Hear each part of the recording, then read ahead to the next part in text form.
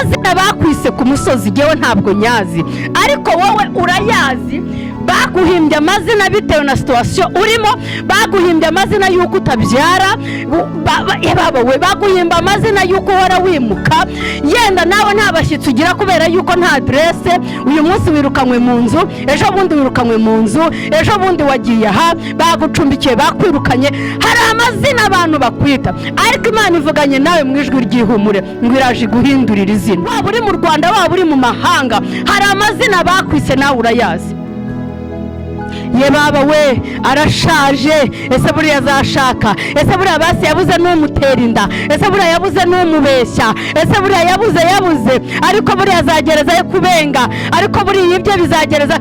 Uko batazi itangiriro ryawe niko batazamenya n'iherezo. Uwiteka Imana avuganye nawe ngo aguhinduriye izina, kandi uko aguhinduriye izina amateka yawe agiye guhinduka.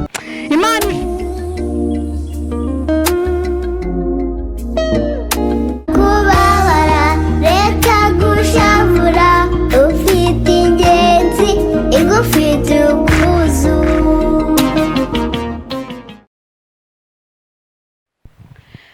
ndabasuhuje cyane nanone nshuti bavandimwe, mwebwe mukomeza kubana natwe umunsi ku munsi uko dutambutsa ibiganiro ivugabutumwa kuri Mpumuriza nguhumurize. Mwebwe mutaturambirwa kuko ni ibiganiro bitambuka buri munsi. Rero mwebwe mutatwinuba cyangwa se ngo mwinube ijambo ry'Imana riba ribagezeho, nukuri Imana ibaha umugisha kuko ntago muhwema kutwereka ko muri kumwe natwe. Kandi pe amahoro Yesu ajyaho abantu be, ubwiza, icyubahiro, imigisha mbibasabira uko bukeye uko bwije. Wowe ufunguye kuri Mpumuriza nguhumurize, ukaba ari bwo bwa mbere, nawe Yesu aguha umugisha kandi gukomeza kubana nawe n'umugisha kuri twebwe. Tugarutse mu kiganiro cyangwa se mu butumwa bwiza buvuga ngo ijwi ry'ihumure, butambuka buri munsi mukabugezwaho nanjye Mignone Rwagihuta, Inkundwakazi.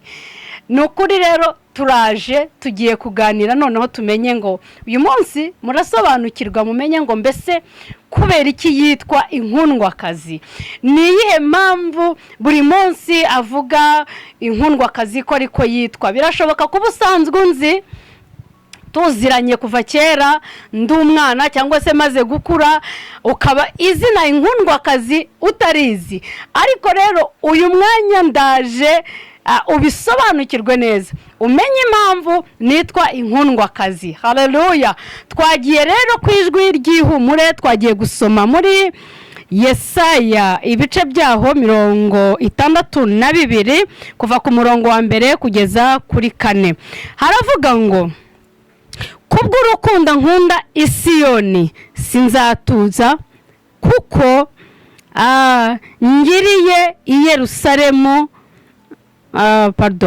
kubw'urukundo nkunda Isiyoni sinzatuza, kuko ngiriye i Yerusalemu sinzaruhuka, kugeza ubwo gukiranuka kwaho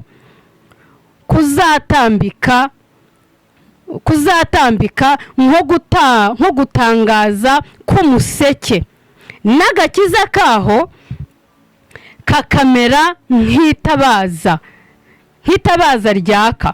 Nuko amahanga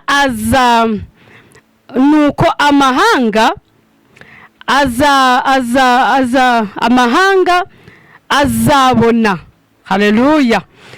Amahanga azabona gukiranuka kwawe, n'abami bose bazabona icyubahiro cyawe, maze uzitwa izina rishya. Aho hantu no tugiye kugera.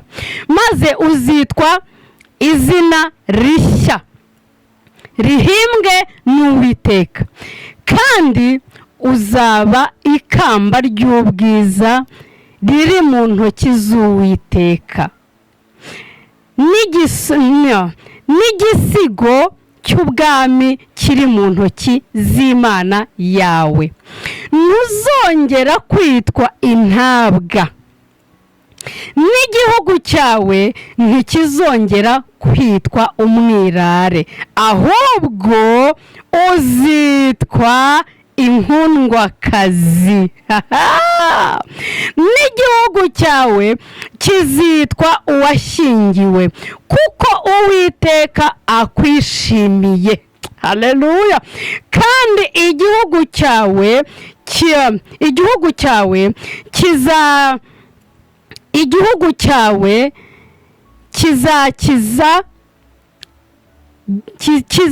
kizitwa icyashyingiwe. Yesu ashimwe cyane. Igihugu cyawe kizitwa icyashyingiwe. Aho hantu rero ndaje kugira ngo nawe uzafata umwanya usome ino Yesaya 62. Umutima wanjye uranezerwa buri gihe iyo mpageze, kuko muri 2010 nibwo Imana yampinduriye izina. Nitugira umwanya uhagije nzabivugaho cyane. Haleluya. Imana nawe iguhindurira izina ngo kubw'urukundo nkunda,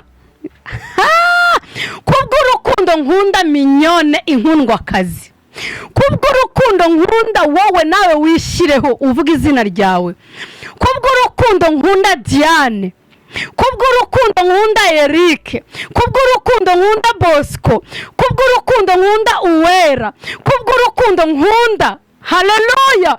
Kubw'uko mbakunda, kubw'uko mbitayeho, kubw'uko numva ndashaka. Uwo ni Uwiteka Imana Nyiringabo uriho uvugana natwe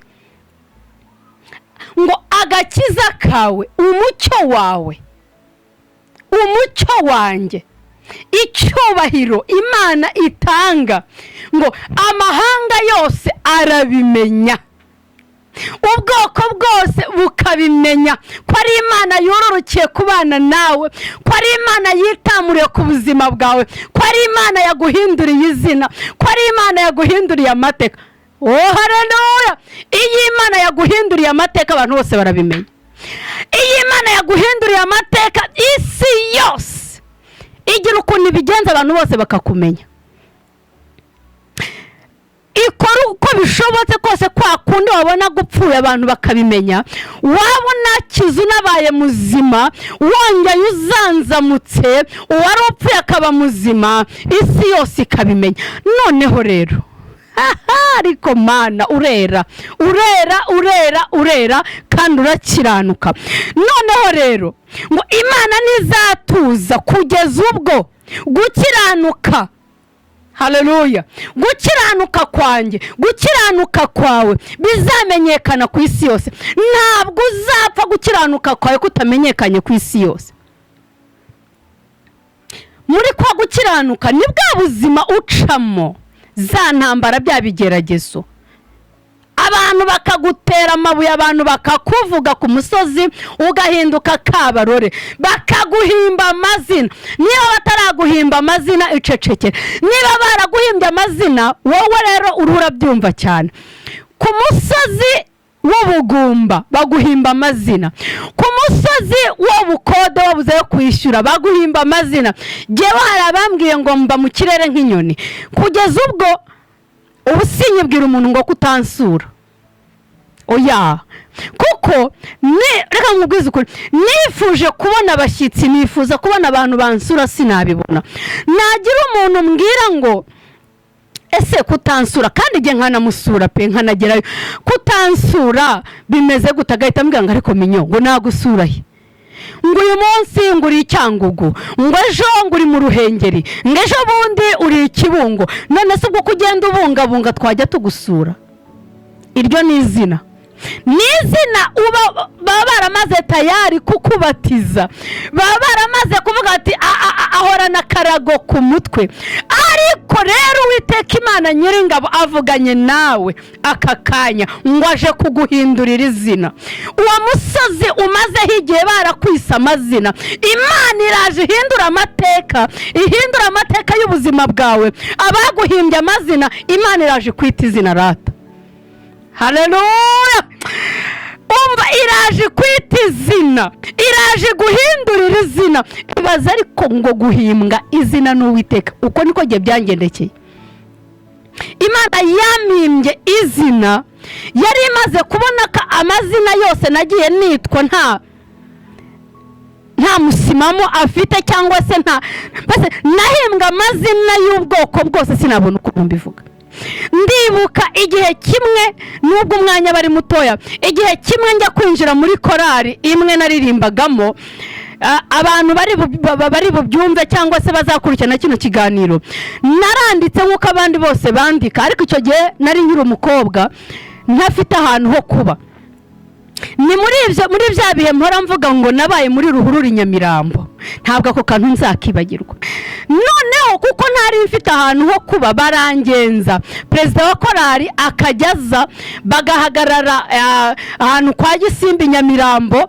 Hari umwana w'umukobwa ubu ngubu yabaye umudamu mukuru, nawe nk'uko nanjye ndi umudamu, yacuruzaga amata aho ngaho, nawe yaririmbaga muri iyo korari. Igihe kimwe arancumbikira ko ntari mfite ahantu ho kuba. Noneho perezida wa korari na dirija bakajya barara ijoro baza kuncunga, hari amakuru yabagezeho, hari izina banyambitse, bakavuga ngo ubundi murajya kwakira uriya muntu muza ahantu aba, umuntu uba mu giti nk'inyoni, umuntu utagira aderese, umuntu utagira bakajya barara bagenzura. Umwana w'umuntu arakugenzura, ariko unyemerere Imana ikugenzure by'ukuri, igere mu ndiba y'umutima. Ayiwe, kuwa kabiri nibwo twize ijambo rivuga ngo mutima wanjye himbaza Uwiteka ntibibagirwe ibyiza yakugiriye byose, ngo mwabindimo byose mwe nimuhimbaze. Reka mbabwire, umuhamagaro urazengurutsa. Ushobora kuba uyu munsi ukiri mutoya ukaba wumva utazi icyerekezo, ariko humura niba Imana yaraguhamagaye ukaba uri mu batoranyijwe, Imana iguhindurira izina mu izina rya Yesu.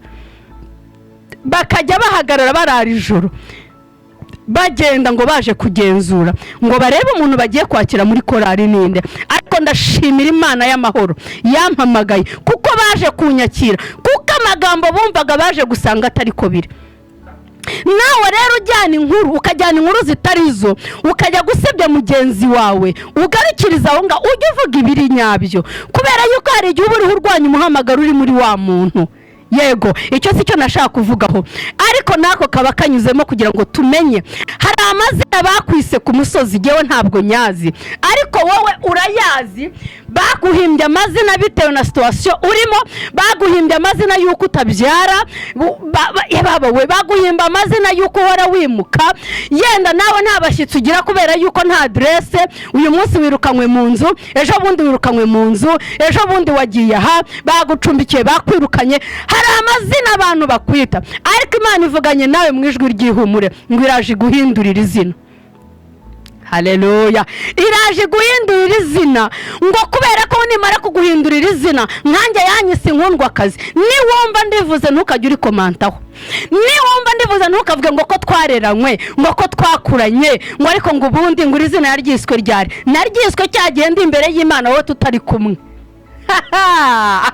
Biranezeza, mbarumva nongeye nsubijwemo imbaraga. Imana yaransanze irambwira ngo mwana wanjye, mwise Inkundwa akazi nguhinduriye izina, ariko genda nawe umvugire. Nawe Imana iraje kwita irindi zina, iguhindurira izina. Izina igiye kuguhindurira nuko kuri uwo musozi aho baguhimbye amagambo, igiye kuguhindurira y'izina. Bwa bukene bugakurwaho, wa mubabaro ugakurwaho, bwa bugumba bugakurwaho, kwa kundi bari barakwise, waba uri mu Rwanda waba uri mu mahanga. Hari amazina bakwise nawe urayazi.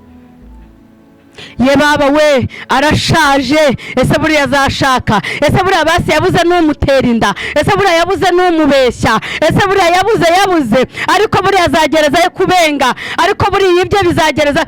Uko batazi itangiriro ryawe niko batazamenya n'iherezo. Uwiteka Imana avuganye nawe ngo aguhinduriye izina, kandi uko aguhinduriye izina amateka yawe agiye guhinduka. Imana ishimwe ngo n'igihugu cyawe nacyo gihinduriwe izina, cyiswe izina, ngo ntabwo kizongera kwitwa umwirare. erega iyo Imana yaduhindurira amazina n'igihugu cyacu kirabimenya nacyo kigahindurirwa amateka. Ese buri uri mu gihugu cy'amahanga, wowe uri hanze, wibwira niba uri umunyarwanda, iyo ukoze ibyiza ntabwo ubuhesheje izina ryawe igihugu ukarihesha icyubahiro, ariko nanone iyo ukoze iby'amanyanga baravuga ngo ni wa munyarwanda, cyangwa se baravuga ngo ni wa murundi, cyangwa se baravuga ngo ni wa mutanzaniya, cyangwa se baravuga ngo ni wa mukongomani. ubu usebeje izina ryawe. Ariko iyo Imana iguhinduriye izina muri icyo gihugu, ikaguhindurira amateka muri icyo gihugu urimo, ikaguha ubuzima buzira umuze muri icyo gihugu, ugahabwa gukiranuka, ugakora ibyiza, n'igihugu cyawe gihindurirwa izina. Haleluya. Baravuga ngo mu gihugu cy'u Rwanda ngo hariyo umudamu mwiza uzi kuvuga ubutumwa bwiza, uvuga Imana neza tukabikunda, igihugu cyacu kigahita gihindurirwa izina ku bwanjye nawe. Haleluya. Imana ije kuguhindurira izina nshuti mwene data, ije kuguhindurira izina kuri uwo musozi, ije kuguhindurira izina muri icyo gihugu urimo, ije kuguhindurira izina aho wicaye, ije kuguhindurira izina mu kazi, ije kuguhindurira izina muri ubwo bushomeri, ije kuguhindurira izina muri uko ushaka kwiga ukaba warabuze uko wiga, ije kuguhindurira izina muri ubwo bupfubyi bwawe, ije kuguhindurira izina mu bupfakazi bwawe rata. Iryo ni ijwi ry'ihumure nkuzaniye. Haleluya. Iryo ni ijwi ry'ihumure nkuzaniye ngo intoki z'Uwiteka nizo zizaza ikamba rikwambike, ngo amahanga yose azabimenya, ngo Imana yawe, icyubahiro Imana yaguhaye kizamenyekana ku isi yose. Ntabwo ari mu gihugu urimo gusa, ku isi yose icyubahiro Imana yakuzaniye, icyubahiro Imana yaguhaye, isi yose izakimenya, kandi abantu bose bazabona yuko uhiriwe. Abantu bose bazabona yuko uri inkundwakazi koko, wakundwakajwe n'Imana. Haleluya. Biranezeza, biramfasha cyane, nkumva nongeye nsutswa handi mavuta, kuko Imana yararebye ntabwo nzongera kwitwa intabwa sha. Erega Imana iba yabibonye ko wabaye intabwa, Imana iba yabibonye yuko abamuvindimwe bagutaye. Erega baguta rwihishwa, baguta rwihishwa. Iyo ubona umuntu aba atakiguhamagara, ukabona umuntu atakikuvugisha, kandi muvindimwe, ukabona umuntu atakikwitaho, wagira ngo uranamuhamagaye akakubwira ni sesemi, cyangwa se kumva ntakeneye no kumva ibyo uvuga. Imana iba yabonye ko wabaye intabwa, ariko igahita ihindukira ikakubwira ngo nkwisi inkundwakazi, kuko wakundwakajwe imbere yanjye, kuko watonnye imbere yanjye. Haleluya. Imana iguhindurira izina, iguhindurira amateka y'ubuzima, iguhindurira ibihe urimo bitari byiza, ikwitamururire, ikugirire neza. Ndumva nezerewe kandi n'ukuri ndabakunda. Imana yo mu ijuru ibaha umugisha. Iyo ntangiye kuvuga iby'Imana birandenga, iyo ntangiye kuvuga iby'Imana mba numva nuzuye umunezero. Uko Imana yahinduye izina ryanjye ikambwira ngo ndi inkundwakazi, nawe rata niguhindurire, igukundwakaze, igira ukuntu ihindura bya bindi byose byananiranye iwawe. Ntabakigusura, ntabakikwitaho, babumva batagera iwawe kuko bazi ko nibaza ntacyo uri bubahe. Ariko Imana niguhindurira izina rata, niguhindurira amateka, nawe bihinduke abami bose, ibihugu byose bimenye yuko nawe wahinduriwe izina rata. Navuze iby'Imana bwacya bukira, ariko turacyari kumwe. Nukuri turacyari kumwe. Nzavuga Imana kugeza ku munota wanjye wa nyuma, nzavuga Imana kugeza mumperekeje mumbwira, nzahora mbivuga. Nzavuga Imana, nawe unkundire, unshyigikire, ubane nanjye, tugendane, tuvuge Imana.